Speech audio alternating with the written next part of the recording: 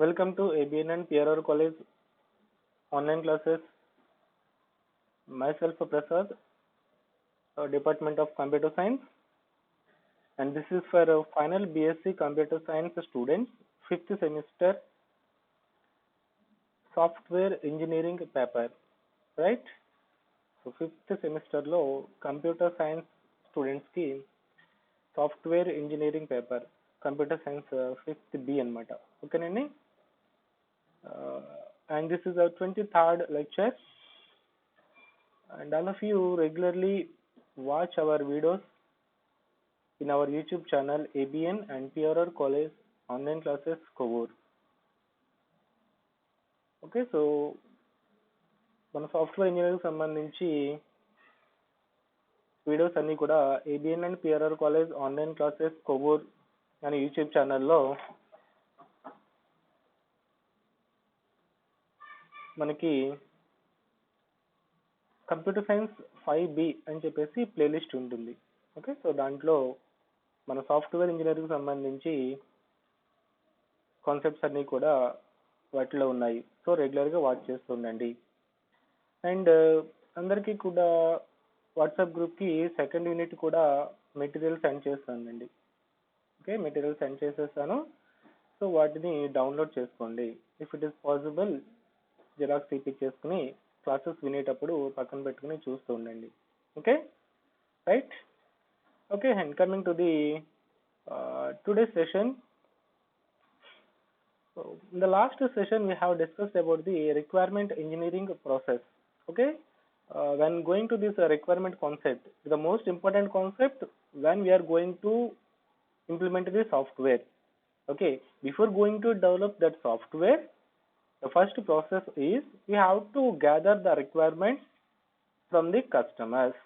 Okay, with the help of that requirements only we can implement that software, because without knowing how to do what we want to do, okay, అవేమీ తెలియకుండా మనము సాఫ్ట్వేర్ని prepare చేయలేమండి. మనం ఏం చేయాలి, customer అనేవాళ్ళు ఏమి ఎక్స్పెక్ట్ చేస్తున్నాడు అనేది ఫస్ట్ ఆఫ్ ఆల్ మనం తెలుసుకోవాలండి. ఓకే, సో ఆ కస్టమర్ సాఫ్ట్వేర్ని ఎలా కావాలనుకుంటున్నాడు ఏంటి అనేది కస్టమర్ చెప్పిన పాయింట్స్ని బట్టి మనము సాఫ్ట్వేర్ని ప్రిపేర్ చేయాల్సి ఉంటుంది అనమాట. ఓకే, సో ఆ కస్టమర్ దగ్గర నుంచి ఆ పాయింట్స్ని లేదా ఇన్ఫర్మేషన్ని తీసుకోవడాన్ని మనం ఏమంటామంటే రిక్వైర్మెంట్ గ్యాదరింగ్ అని చెప్పేసి చెప్పుకుంటాం అనమాట. Okay, without that requirements we can't do anything, అంటే మనం సాఫ్ట్వేర్ని ప్రిపేర్ చేయలేమన్నమాట. Okay, right.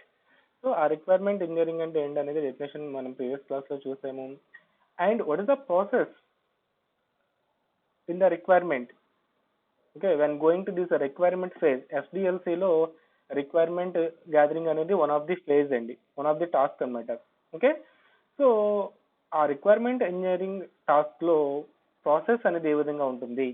Okay, in that we have discussed 7 points.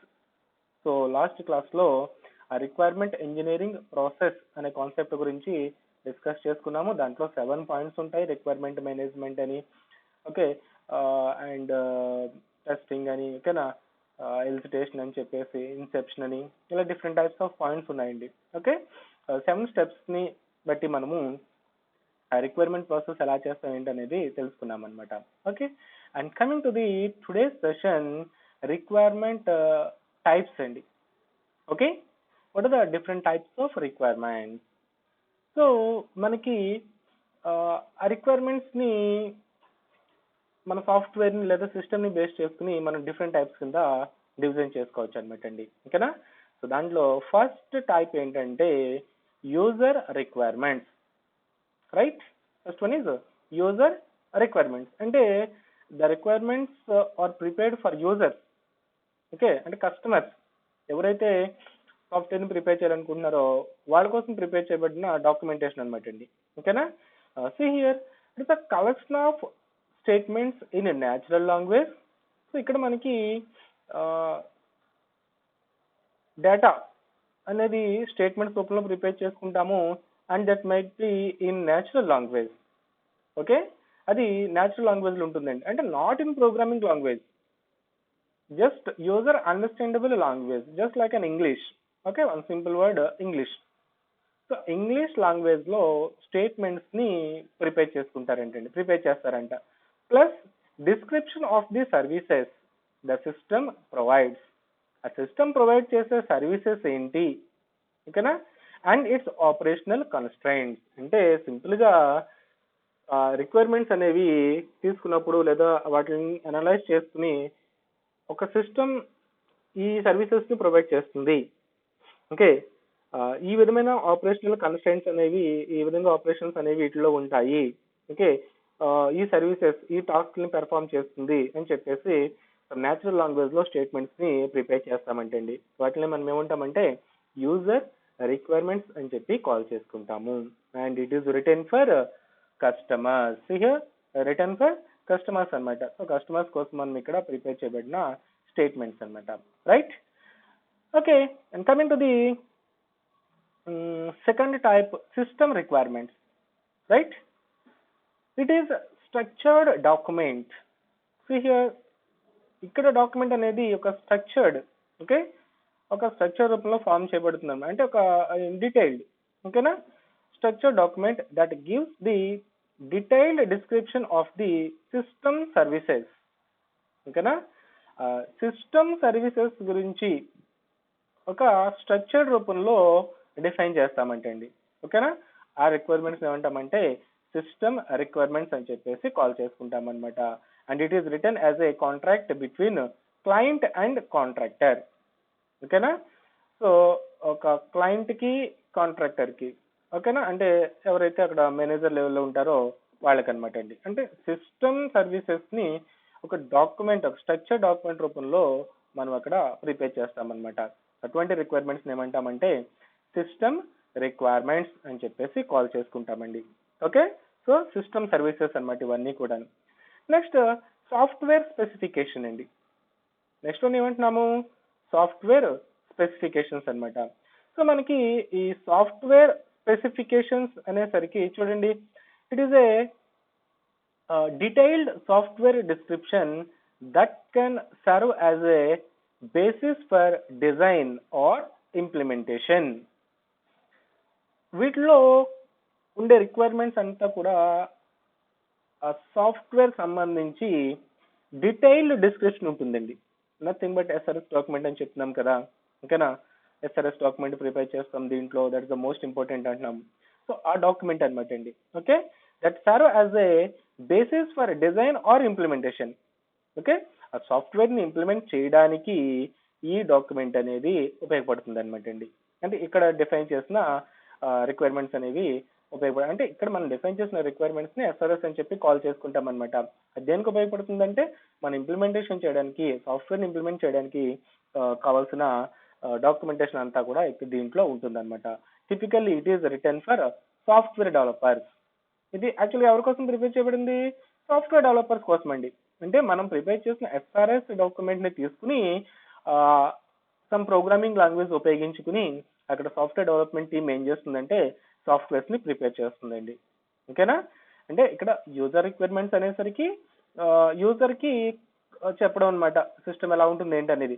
System requirements అనేసరికి సిస్టమ్ ఎలా బిహేవ్ చేస్తుంది అనేది చెప్పడం అనమాట అండి. ఓకేనా, అంటే ఫంక్షనల్స్ ఎలా ఉంటాయి ఏంటి వాటి గురించి చెప్పడం అనమాట.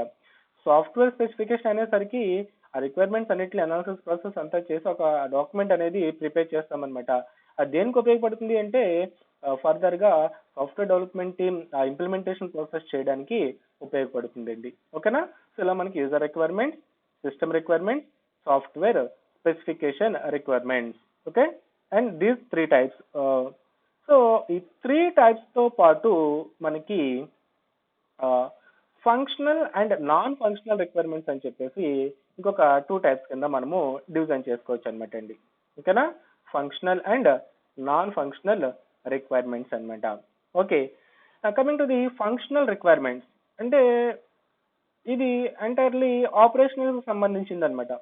ఆపరేషన్స్ అనమాట. ఇన్నర్ గా ఒక టాస్క్ పెర్ఫామ్ చేయాలంటే మనం ఏం చేస్తామండి, కోడింగ్ ఇంప్లిమెంట్ చేసుకుంటూ ఉంటాము, అవునా. సో ఆ కోడింగ్, ఆ ఫంక్షన్ కి సంబంధించి రిక్వైర్మెంట్స్ అనమాట. వాటిని 2 టైప్స్ కింద డివిజన్ చేసుకోవచ్చు ఇక్కడ. functional and non-functional requirements. Okay, a very simple one. See here, functional requirements అంటే ఏమని చెప్తున్నాము, any requirement which specifies what the system do. అంటే ఆ సిస్టమ్ ఏం చేస్తుంది, ఓకే, ఎలా చేస్తుంది, ఓకే, ఎలా చేస్తుందని కూడా అవసరం లేదు కానీ ఏం చేస్తుంది, ఒక ఫంక్షన్, ఒక టాస్క్ ఉంది, ఓకేనా, ఆ టాస్క్లో ఒక ఫంక్షన్ అది ఏం చేస్తుంది అని చెప్పడాన్ని మనం ఏమంటామంటే ఫంక్షనల్ రిక్వైర్మెంట్స్ అని చెప్పి కాల్ చేసుకుంటాం. ఎనీ రిక్వైర్మెంట్ అంటే మనం డిఫైన్ చేసుకున్న రిక్వైర్మెంట్స్లో which specifies what the system should do, ఒక టాస్క్ ఏం చేస్తుంది అనేది చెప్పే రిక్వైర్మెంట్ ఉందనుకోండి, వాటిని ఏమంటామంటే ఫంక్షనల్ రిక్వైర్మెంట్స్ అని చెప్పేసి కాల్ చేసుకుంటాము. Right, see here, any requirement which specifies what the system should do. Okay, the system ఏం చేస్తుంది అని చెప్పేదే ఇక్కడ ఫంక్షనల్ రిక్వైర్మెంట్స్ అని చెప్పి చెప్తామన్నమాట. For example, in other words, a functional requirements will describe, okay, functional requirement అనేది దేన్ని డిస్క్రైబ్ చేస్తుందంట, a particular behaviour of function. Okay, చూడండి, బిహేవియర్ ఆఫ్ ద ఫంక్షన్ అంటే ఆ ఫంక్షన్ ఏం చేస్తుంది, ఎలా బిహేవ్ చేస్తుంది. ఫర్ ఎగ్జాంపుల్, మనము ఒక మెయిల్ కనుక తీసుకున్నాం అనుకోండి, ఒక gmail.com అని చెప్పేసి టైప్ చేసుకుంటాము. సో అక్కడ మెయిలింగ్ అనేది ఒక ఫంక్షన్. ఓకే, సో దాంట్లో ఆల్రెడీ ఆ మెయిల్ని క్రియేట్ చేసేసుకున్నాం అనుకోండి, మనం ఏం చేసుకుంటాము, లాగిన్ అవుతామండి. ఓకే, అలాగే మనకి ఒక న్యూ కస్టమర్ అనుకోండి, ఆల్రెడీ లాగిన్ అయితే కనుక, కస్టమర్ అయితే కనుక లాగిన్ అయిపోతాం. అది న్యూ కస్టమర్ అనుకోండి, ఏం చేస్తాం, మనము సైన్ అప్ చేసుకుంటాము, ఓపెనింగ్ ఏ న్యూ అకౌంట్, ఒక కొత్త అకౌంట్ అనేది మనం అక్కడ ఓపెన్ చేస్తూ ఉంటాం. అంటే ఆ మెయిలింగ్ ఫంక్షన్ అనేది కొత్త కస్టమర్ అయితే సైన్ అప్ చేసుకోవాలి అండ్ ఒక న్యూ అకౌంట్ అనేది క్రియేట్ చేసుకోవాలండి, అవునా. అంటే ఆ మెయిల్ ఫంక్షన్ అనేది ఈ విధంగా చేస్తుంది, ఇది చెయ్యాలి అని చెప్తున్నాం అంతే, ఓకేనా. సో అంటే functional requirement will describe a particular behavior of a function of the system when certain conditions are met. ఓకేనా, చూసారా, ఏదైనా ఒక కండిషన్స్ వచ్చినప్పుడు, అంటే ఒక సిచ్యువేషన్ వచ్చినప్పుడు ఆ సిస్టమ్ అనేది ఏం చెయ్యాలి, ఓకే, అని డిసైడ్ చేసేదాన్ని మనం ఇక్కడ, లేదా అటువంటి రిక్వైర్మెంట్స్ ని ఫంక్షనల్ రిక్వైర్మెంట్స్ అని చెప్పేసి కాల్ చేసుకుంటాం అనమాట. For example, okay, send email when a new customer signs up or open a new account, ఓకేనా. సో మనం చెప్పిన ఎగ్జాంపుల్ ఇక్కడ డిస్క్రిప్షన్ లో కూడా ఉంది, ఓకేనా. నెక్స్ట్, సింపుల్ గా ఇన్ జనరల్, మన జనరల్ గా చెప్పుకోవాలనుకుంటే, ఒక జనరల్ ఎగ్జాంపుల్ గా చెప్పుకోవాలనుకుంటే, a functional requirement for everyday object, ఒక రియల్ లైఫ్ లో ఒక ఆబ్జెక్ట్ తీసుకుంటే, లైక్ కప్, ఒక కప్ తీసుకున్నాం అనుకోండి, okay, ability to contain tea or coffee without leaking. Cup అనేది ఏం చేస్తుంది, ఓకే, టీని కానీ కాఫీని కానీ లీక్ చేయకుండా ఉంటుంది, ఓకేనా. ఇది tea or coffee without leaking, అది ఒక ఫంక్షనల్ రిక్వైర్మెంట్ అవుతుంది అనమాట. ఒక కప్ ఉంది, ఆ కప్పుకు సంబంధించి ఫంక్షనల్ రిక్వైర్మెంట్ ఏమని చెప్తామంటే, అది కప్ అనేది ఎలా ఉండాలి అంట, అది టీని కానీ కాఫీని కానీ సమ్ అదర్, ఇంకేనా, ఏదైనా మిల్క్ కావచ్చు, ఏదైనా వాటిని లీక్ చేయకుండా ఉంచాలి అంతే. That is the ability or that is the function of that cup, ఓకేనా. అది అటువంటి రిక్వైర్మెంట్ ఏమంటామంటే ఫంక్షనల్ రిక్వైర్మెంట్స్ అని చెప్పేసి కాల్ చేసుకుంటాం అనమాట. అంటే ఒక కప్ ఉంది, a cup that can hold a tea or coffee without leaking అని చెప్తున్నాం అనమాట, ఓకేనా. So that is the functional requirements. And coming to the non functional requirements. So non functional requirements అనేసరికి ఫంక్షన్ యొక్క ఫంక్షన్ సంబంధించి క్వాలిటీని కానీ, దాని యొక్క క్యారెక్టరిస్టిక్స్ని కానీ, దాని యొక్క రిలయబిలిటీని, వాటి గురించి డిస్క్రైబ్ చేసేదాన్ని నాన్ ఫంక్షనల్ రిక్వైర్మెంట్స్ అని చెప్పి కాల్ చేస్తామన్నమాట. Okay, any function which specifies okay, any function which specifies how the system performs a certain function. ఏ విధంగా ఆ ఫంక్షన్ ని పెర్ఫార్మ్ చేస్తుంది.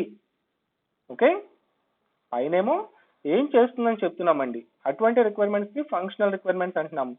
ఏ విధంగా పెర్ఫార్మ్ చేస్తుంది వాటిని డిస్క్రైబ్ చేసేదాన్ని నాన్ ఫంక్షనల్ రిక్వైర్మెంట్స్ అని చెప్పేసి కాల్ చేసుకుంటాం అనమాట. Okay, in other words a non functional requirements will describe how a system should behave and what limits there are on its functionality. అది ఎలా బిహేవ్ చేస్తుంది, దాని యొక్క లిమిట్స్ ఎంతవరకు ఉంటున్నాయి, దాని యొక్క మెయింటైనబిలిటీ ఎలా ఉంటుంది, ఓకే, దానికి ఎన్విరాన్మెంటల్ స్ట్రక్చర్ ఏ విధంగా పనిచేస్తుంది, అంటే ఇలాంటి వాటి గురించి చెప్పే వాటిని నాన్ ఫంక్షనల్ రిక్వైర్మెంట్స్ అని చెప్పి కాల్ చేసుకుంటాం అనమాట. ఓకే, చూడండి, non functional requirements generally specify the systems quality attributes. చూసారా, నాన్ ఫంక్షనల్ రిక్వైర్మెంట్స్ ఎప్పుడు కూడా దేన్ని స్పెసిఫై చేసే విధంగా ఉంటాయంట, ఆ యాట్రిబ్యూట్స్ యొక్క క్వాలిటీని. ఓకే, సో అంటే ఒక ఫంక్షన్ దాని యొక్క ఒక క్వాలిటీ అట్రిబ్యూట్స్ అనమాట. ఒక కప్ తీసుకున్నాము, దాని యొక్క క్వాలిటీ ఎలా ఉండాలి, దాని యొక్క క్యారెక్టరిస్టిక్స్ ఏంటి, అవునా, అలాంటి వాటి గురించి డిస్క్రైబ్ చేసామన్నమాట అండి. For example, modifying data in a database. ఒక డేటాబేస్ లో డేటాని మాడిఫై చేయాలండి. Okay, so that should be updated for all users accessing in with in 2 seconds. డేటాని డేటాబేస్ లో మాడిఫై చేయడం అనేది టాస్క్ అండి, ఏం చేయాలి. ఓకే, సో చేసేటప్పుడు విత్ ఇన్ 2 seconds లో అన్ని యూజర్స్ కూడా యాక్సెస్ చేసిన విత్ ఇన్ 2 seconds లో ఆ డేటాబేస్ మాడిఫికేషన్ అనేది అయిపోవాలి. ఓకే, అంటే చూడండి, విత్ ఇన్ 2 seconds దాని యొక్క క్యారెక్టరిస్టిక్స్ లేకపోతే దాని యొక్క ఎంత స్పీడ్ గా వర్క్ అవ్వాలి అనేది చెప్తుందండి. ఓకే, సో అది అలా ఫాస్ట్ గా డేటాబేస్ ఇన్సర్ట్ అయితేనే మనకి క్వాలిటీ అనేది ఇంక్రీజ్ అవుతుంది, అవునా. అలా క్వాలిటీ అట్రిబ్యూట్స్ ని, క్యారెక్టరిస్టిక్స్ ని, ఓకే, వాటిని చెప్పే వాటిని నాన్ ఫంక్షనల్ రిక్వైర్మెంట్స్ అని చెప్పి కాల్ చేసుకుంటాము. Non functional requirement for a cup, మనం పైన తీసుకున్న ఎగ్జాంపుల్ కి ఓకే, నాన్ ఫంక్షనల్ రిక్వైర్మెంట్ ఎలా ఉంటుంది, contain hot liquid without heating up to more than 45 degrees centigrade. ఆ కప్ ని దాని యొక్క నాన్ ఫంక్షనల్ రిక్వైర్మెంట్ ఎలా ఉండాలంట, అదొక హాట్ లిక్విడ్ ని కంటైన్ చేసేలాగా ఉండాలి.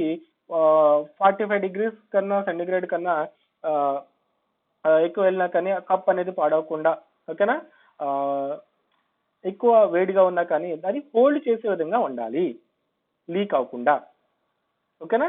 అంటే ఆ కప్ అనేది అలా ఉంటేనే ఆ టీ ఆర్ కాఫీని హోల్డ్ చేసుకోగలుగుతుందండి. టీ ఆర్ కాఫీని హోల్డ్ చేయాలి, ఏం చేయాలని చెప్పాం.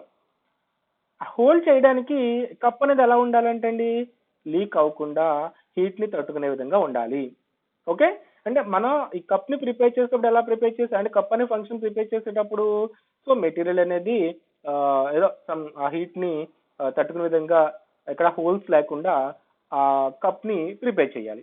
అది ఫంక్షన్, అంటే ఫంక్షన్ ఇంప్లిమెంట్ చేయాలి ఆ విధంగా, ఓకేనా.